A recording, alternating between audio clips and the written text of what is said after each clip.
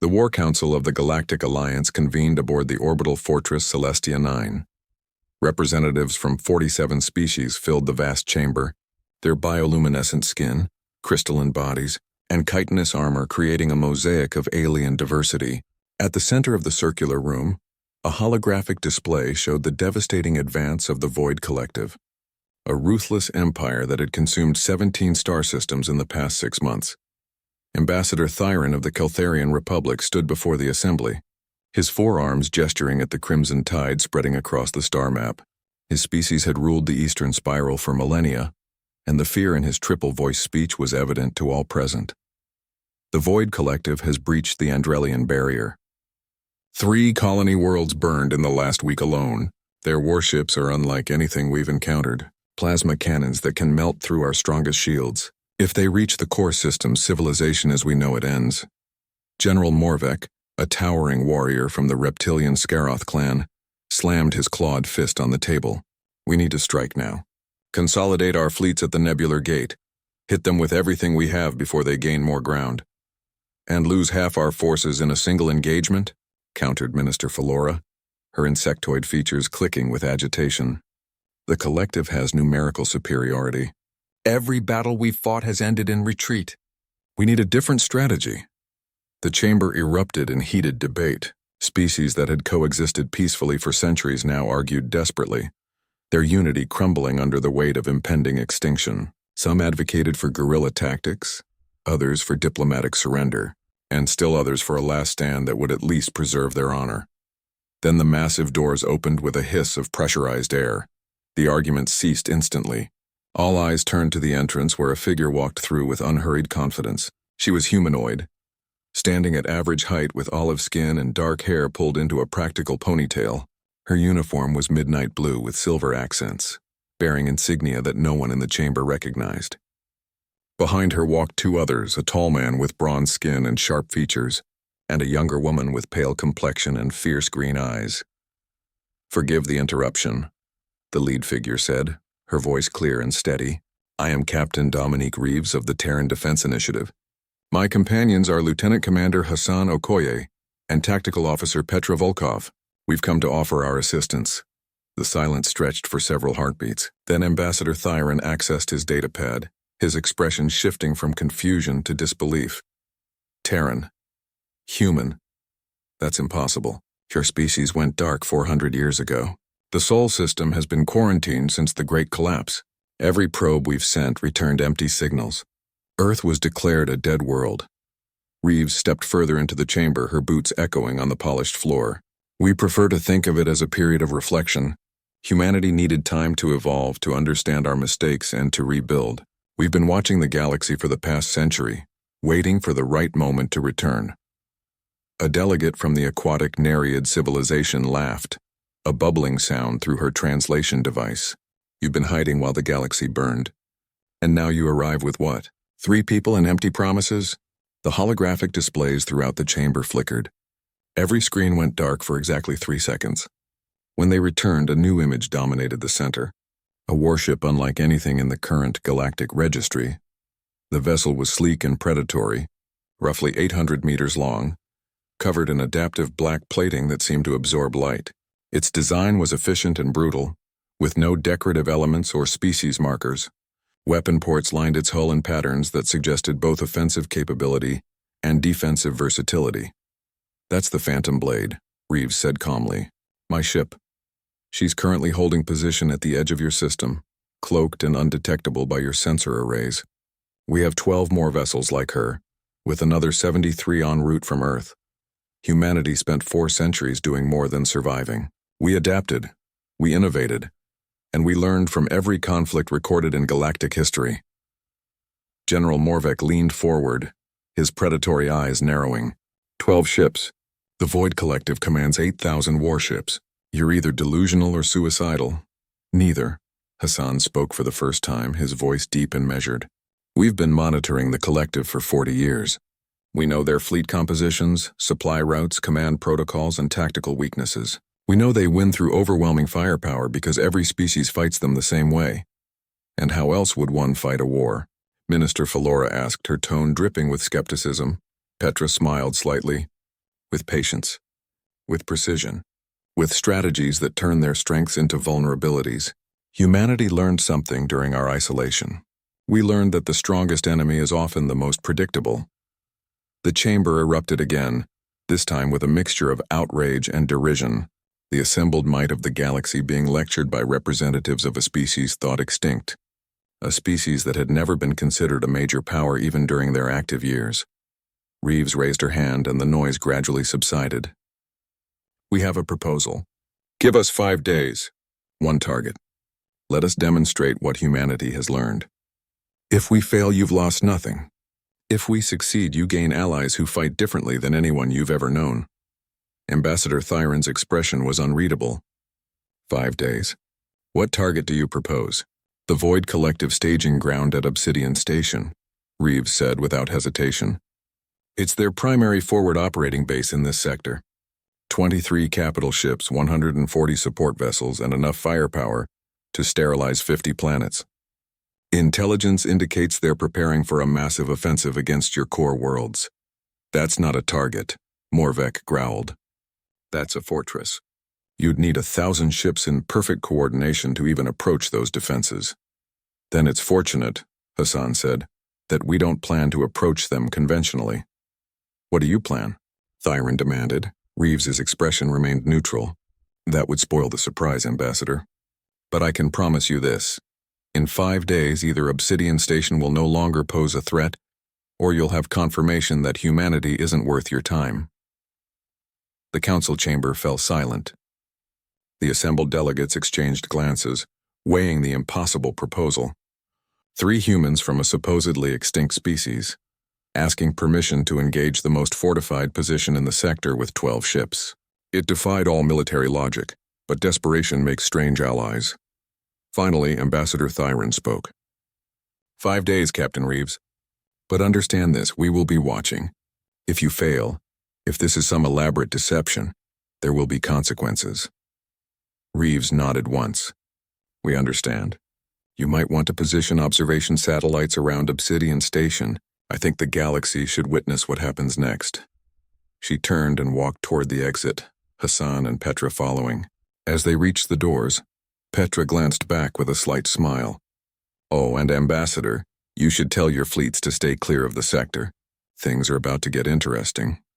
The doors closed behind them.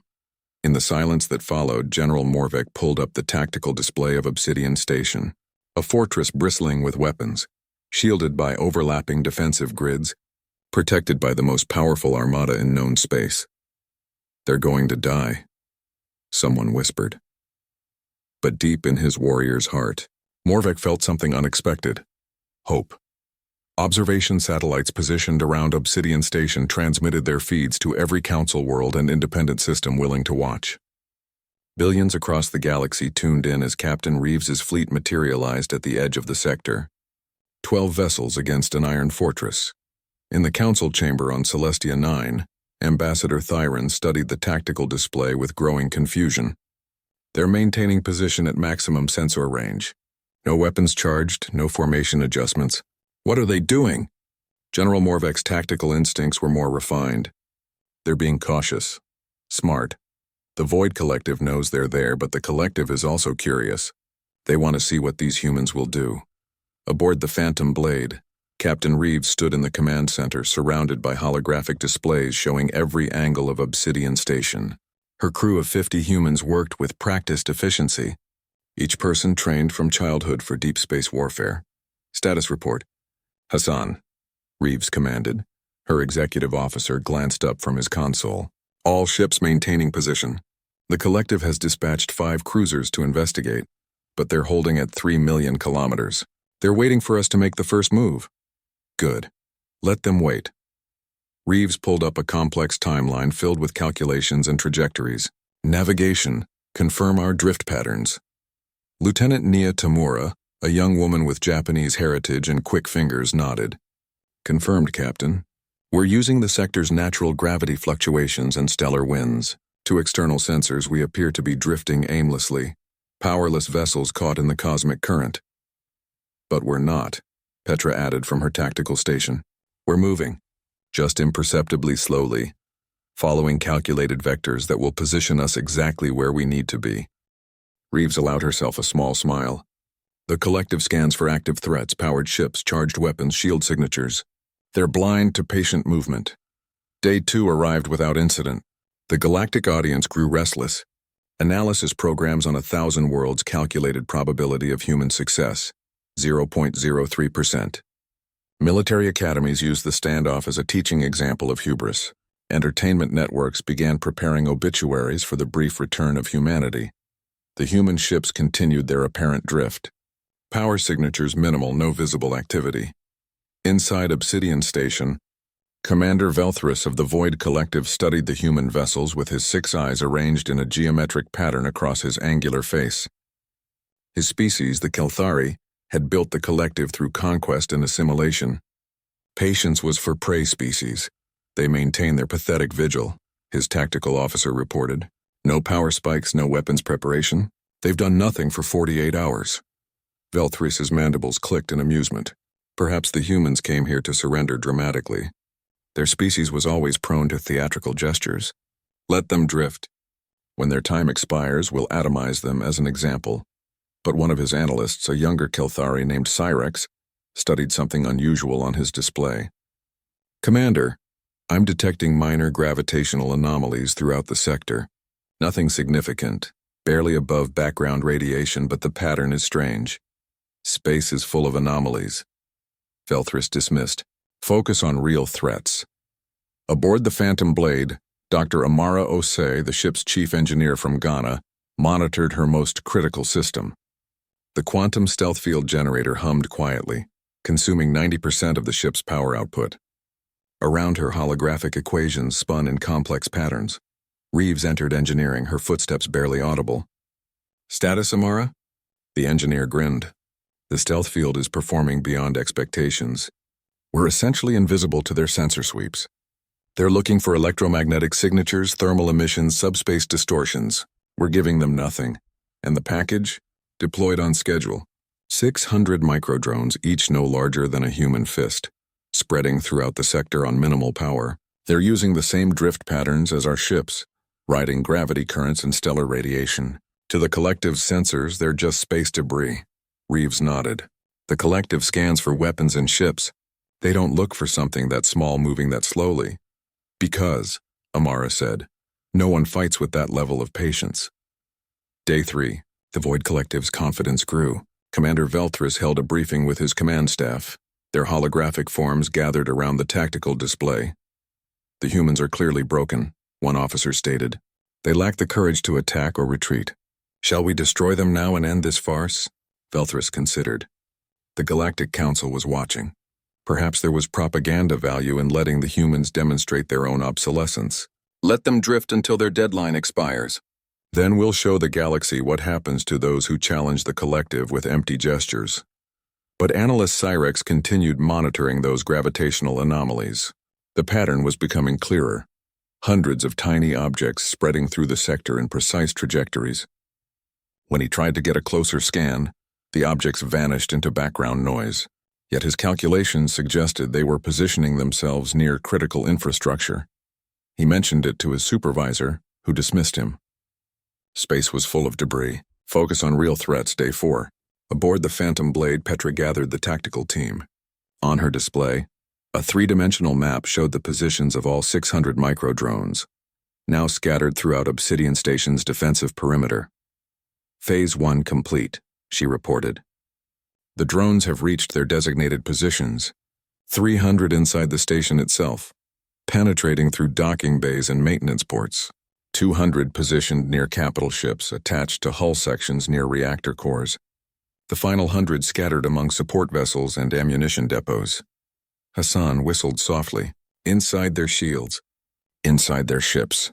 The collective has no idea we've already infiltrated every critical system. Each drone, Petra continued, is equipped with a fusion catalyst, not a bomb. Nothing that would trigger their internal sensors, just a small device that can trigger a chain reaction in existing systems. Their own reactors, their own ammunition, their own power cores. Reeves studied the map with satisfaction. Conventional warfare relies on external destruction. We're using their own infrastructure as the weapon. The collective built a fortress. We've turned it into a powder keg. Day 5 arrived. The galactic audience had largely lost interest. The consensus was clear. Humanity had returned only to demonstrate their irrelevance. Military analysts had stopped calculating engagement probabilities. It was over before it began. Then Captain Reeves's voice transmitted across every frequency. Council channels, military bands, civilian networks, even entertainment broadcasts. Commander Velthris of the Void Collective. I believe our 5 days have concluded. On the bridge of the collective flagship, Velthris laughed, a sound like grinding metal. Indeed, human. Your demonstration has been a profound disappointment. I expected at least a futile attack. Instead, you've shown us nothing but cowardice. Nothing? Reeves's voice remained calm. Tell me, Commander, when did you last run a deep internal scan of your station? Check your reactor cores, your ammunition storage, your shield generators, your life support systems. The smile faded from Velthris's face. Tactical, full internal diagnostic now. The tactical officer's 6 eyes widened in synchronized horror. Commander, we have foreign objects throughout the station. Hundreds of them. Inside our defensive perimeter. Inside our ships. How is this possible? Your sensors, Reeves explained, are designed to detect threats. Ships, missiles, energy signatures. You don't scan for tiny, slow-moving objects that mimic space debris. Objects that have been drifting through your defenses for the past 4 days, positioning themselves exactly where they need to be. On the observation feeds, every human ship suddenly blazed to life, their stealth fields dropping as power surged to weapons and engines. 12 vessels that had appeared dead now revealed themselves as very much alive. Those devices aren't bombs, Commander, Reeves continued. They're fusion initiators. Each one is currently attached to your most critical systems, linked to your own reactors and ammunition stores. 600 precisely placed catalysts waiting for my signal. Velthris's mandibles clicked rapidly. You're bluffing. You couldn't possibly breach our defenses without triggering alerts. Demonstration, Reeves said simply. On every observation feed, a collective destroyer suddenly erupted from within, not destroyed by external fire but consumed as its own reactor went critical in a controlled cascade. The explosion was surgical, contained, and absolutely devastating. The ship simply ceased to exist. That was one device, Reeves stated. One signal. I have 599 more positioned throughout your station and fleet. Your capital ships, your command vessel, your ammunition depots, your shield generators, your life support systems. The silence across every channel was absolute. Billions watched stunned as the impossible unfolded. Here's what happens next, Commander. Reeves's voice carried the weight of 4 centuries of human evolution. You will power down every weapon system. You will withdraw every ship from this sector, and you will send a message to the Void Collective leadership. Humanity has returned, and we fight differently than anyone you've encountered. Commander Velthris stared at the tactical display showing 600 red markers scattered throughout his impregnable fortress. Each marker represented a fusion initiator, positioned to trigger catastrophic failures in critical systems. His mind, trained in conventional warfare across 50 conquered worlds, struggled to process the reality. This is dishonorable, he finally growled. Cowardly tactics unworthy of true warriors. Honor, Captain Reeves replied, her voice carrying across every channel, is defined by the survivors. You can call our methods whatever you want, Commander, but right now you have precisely 2 choices. Withdraw your fleet intact, or become the most expensive demonstration in galactic history. In the council chamber on Celestia 9, General Morvek began to laugh. It started as a low rumble deep in his chest and built to a full-throated roar of appreciation. Around him, delegates stared in stunned disbelief. They didn't fire a single shot, Ambassador Thyron whispered. They simply thought differently. On the observation feeds, the collective fleet began powering down weapon systems. Capital ships that could level planets went dark. Shield generators cycled offline. The Iron Fortress was surrendering without battle. But aboard the Phantom Blade, Petra noticed something on her tactical display. Captain, we have a problem. 6 collective cruisers are breaking formation, moving to intercept positions around our fleet. Hassan pulled up the data. They're not powering weapons. They're moving slowly, deliberately. What are they doing? Reeves studied the patterns and her expression darkened. They're creating a containment field. Velthris is stalling. On the collective flagship, Commander Velthris spoke quietly to his tactical officer. How long until the containment grid is in position? 40 seconds, Commander. Once active, it will prevent their ships from entering faster than light travel. We can destroy them at leisure. Velthris's mandibles clicked with satisfaction. The humans are clever, but they made one critical error. They revealed their presence. Now we simply need to prevent their escape while our technicians locate and disable their devices. Aboard the Phantom Blade, alarms began chiming. Containment field activating in 30 seconds, Petra reported. If they complete the grid, we're trapped. The bridge crew looked to Reeves, waiting for orders. Hassan moved closer. Captain, we need to jump now. We can still escape. But Reeves was studying something else on her display, a calculation that had been running since the first day. How many drones do we have positioned near their primary reactor core? 17, Petra answered. Why? And their antimatter storage? 8 drones. Captain, what are you thinking? Reeves's fingers flew across her console. The collective thinks in terms of immediate tactics. We've been thinking in terms of strategy. Hassan, prepare emergency jump coordinates for all ships. Petra, I need you to reprogram 50 drones for delayed activation. Delayed by how long? Petra asked. 12 seconds. Hassan's eyes widened. You're going to create a chain reaction. Not throughout the station, Reeves clarified. Just enough to disable their containment field and create an escape window. The explosion will be controlled, focused on disabling systems rather than destroying the entire station. That's threading a very narrow needle. Amara's voice came through from engineering. If the calculations are off by even a small margin, the entire station could go critical.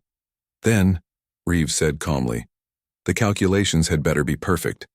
Petra, execute the reprogramming. Containment field in 15 seconds, the navigation officer reported. On the collective flagship, Velthris watched the grid coming online. 10 seconds until the humans are trapped. Prepare all weapons. Once contained, we'll systematically destroy them. But analyst Cyrex noticed something on his display. Energy signatures from some of the anomalous objects were spiking. Commander, I'm detecting power fluctuations from the devices inside our station. Meaningless, Velthris dismissed. In 5 seconds, the humans will have no escape. Aboard the Phantom Blade, Reeves watched the countdown. All ships, prepare for emergency jump on my mark. Petra, activate the sequence. Petra's fingers flew across her console. 50 microdrones throughout Obsidian Station received new instructions. Their fusion initiators began cycling up, targeting specific systems in a precise sequence. 3 seconds, Hassan counted down. 2, 1 mark. The drones activated simultaneously. 17 near the primary reactor core triggered controlled failures in containment fields. The reactor didn't explode, but it did experience a massive power surge that cascaded through connected systems. 8 drones near antimatter storage created localized disruptions that forced automatic safety protocols to activate, temporarily shutting down entire sections of the station. The effect was immediate and calculated. Obsidian Station didn't explode, but every non-critical system shut down as safety measures engaged. Most importantly, the containment field collapsed, its power supply interrupted. Window open, Petra shouted. 7 seconds before backup systems engage. All ships, jump now, Reeves commanded. 12 human vessels vanished in synchronized flashes of faster-than-light travel, leaving behind a crippled but intact Obsidian Station. On the collective flagship, now operating on emergency power, Commander Velthris stared at empty space where the human ships had been. Around him, his command center was chaos. Lights flickered, consoles rebooted, and damage reports flooded in. Status, he demanded. Primary reactor offline. Antimatter storage in lockdown. Weapon systems disabled. Shields at 30%, the tactical officer reported. No hull breaches, no casualties, but we're effectively defenseless. It will take hours to restore full functionality. Velthris's 6 eyes focused on the empty space where the humans had been. They had infiltrated his fortress, held his entire fleet hostage, and escaped without losing a single ship. More importantly, they had done it without killing anyone. The collective could recover from destroyed ships, but this calculated humiliation cut deeper. Send a message to the High Command, Velthris said quietly. Tell them humanity has returned, and tell them we underestimated them catastrophically. 3 hours later, the human fleet materialized near Celestia 9. Captain Reeves, Hassan, and Petra transported to the council chamber where every delegate waited in stunned silence. Ambassador Thyron spoke first.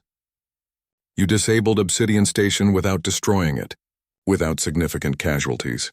How is that possible? We could have destroyed it, Reeves acknowledged. 600 fusion initiators could have triggered a cascade that would have annihilated the entire station and everyone aboard. But that wasn't our objective. Then what was? General Morvek asked, genuine curiosity in his voice. To prove that humanity fights to achieve objectives, not to demonstrate power, Hassan answered. The objective was to neutralize the threat and show the collective that we're unpredictable. Destroying the station would have made us like every other species they've conquered. Disabling it while preserving lives makes us something else entirely. Minister Philora leaned forward. You want them to fear your mercy more than your weapons. We want them to understand, Petra added, that fighting humanity means facing an enemy that will always find a different approach. Today we used patience and infiltration. Tomorrow we might use something else entirely. The uncertainty is more powerful than any weapon. Reeves addressed the full council. The Void Collective has conquered 17 systems because everyone fights them the same way. Fleet battles, static defenses, predictable tactics. They've optimized their strategy for conventional warfare. Humanity offers something different. Unpredictability, patience, and a willingness to think in terms of months and years rather than hours and days. The council chamber was silent for a long moment. Then Ambassador Thyron stood.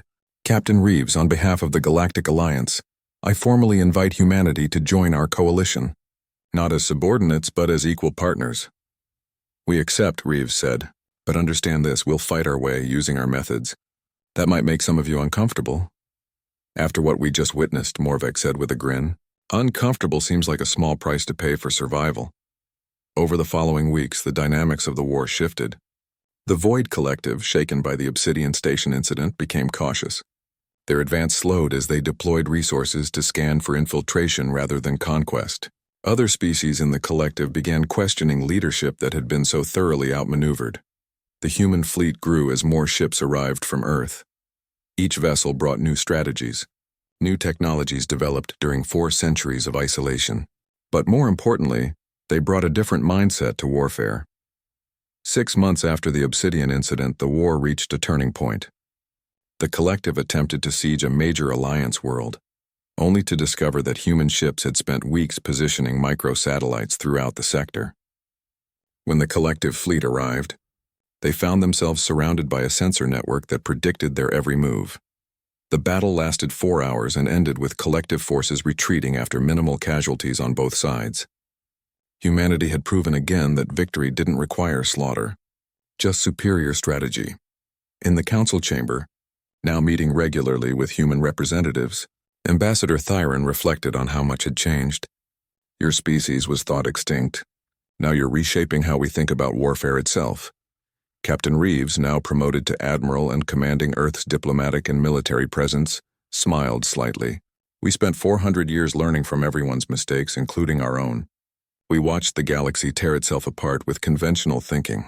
When we returned, we brought something more valuable than weapons. We brought perspective. And what's the perspective? General Morvek asked. That the strongest position isn't the one with the most firepower, Hassan answered. It's the one nobody expects. As the meeting concluded and delegates departed, Petra stood at the observation window overlooking the stars. Earth was out there, a blue world that had rebuilt itself in silence, preparing for this moment. We're really back, she said quietly. Reeves joined her at the window. We never left. We just learned patience. And in the vast darkness of space, 12 human warships held position around Celestia 9, silent guardians representing a species that had returned not with fury, but with wisdom earned through 4 centuries of reflection. The galaxy would never be the same. Human ships continued arriving from Earth, each bringing new crew members eager to serve. Among them was Lieutenant Commander Darius Frost, a tactical genius who had spent 20 years developing predictive algorithms. He joined Petra's team, adding another dimension to humanity's strategic capabilities. The war against the Void Collective continued for another 2 years, but it was a different kind of war, where once the collective advanced with certainty, now they moved with hesitation. Every system they entered might contain human surprises. Every victory might be a carefully constructed trap. Eventually, the collective leadership requested negotiations. They didn't surrender, but they acknowledged that continuing the war against an enemy they couldn't predict was unsustainable. The peace treaty that followed wasn't perfect, but it established boundaries and ended the conquest. On Celestia 9, in a ceremony attended by representatives from all 47 Alliance species, Admiral Dominique Reeves accepted the Star of Unity, the highest honor the Council could bestow. As she stood before the assembled delegates, she thought about the journey that had brought humanity to this moment. 400 years of isolation. 400 years of learning, growing, and preparing. And now a return that had changed not just humanity's position in the galaxy, but the galaxy's understanding of warfare itself. "We didn't return to conquer," she said in her acceptance speech. "We returned to contribute, to offer what we learned in our isolation, and most importantly, to prove that strength comes in many forms. Sometimes the strongest move is patience, sometimes the best weapon is understanding, and sometimes the greatest victory is the one where everyone survives." The applause that followed echoed through the chamber, a sound of unity built not on dominance but on mutual respect earned through actions rather than words. And somewhere in the depths of space, the Phantom Blade and her sister ships maintained their silent vigil, ready for whatever challenges the future might bring, proof that humanity had indeed returned wiser, more patient, and more dangerous than anyone had imagined.